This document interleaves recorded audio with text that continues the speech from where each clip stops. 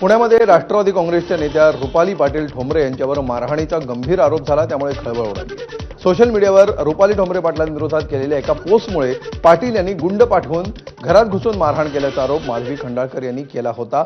मात्र रुपाली ठोंबरेंनी खंडाळकरांचे आरोप फेटाळून लावले आणि त्यानंतर काही वेळातच माधवी खंडाळकर यांनीही यू-टर्न घेत हे सगळे वाद आम्ही परिवार समजून मिटवत आहोत, मारहाणीचं कोणीही राजकारण करू नये अशी प्रतिक्रिया दिली।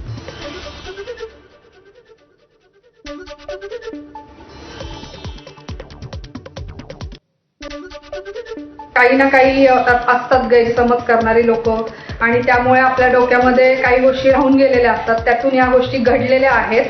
तर ते सगळे वाद आम्ही आता पर्सनली एक परिवार समजून मिटवत आहे, त्यामुळे प्लीज याचं कोणी कुठल्याही प्रकारचं राजकारण करू नये असं मी सगळ्यांना विनंती करते। मी तर बीडमध्ये आहे, बीडमधनं मी आता पुण्याला येतेय। मग बहुतेक माझ्या आत्म्याने तिला तिथे येऊन बदललं असेल आणि राहिला की कुणी घरातल्यांनी मारले, का मारलेलं आहे, काय वाद झालेला आहे, हा मी कुठलाही तपशील माझ्याकडे आता नाहीये।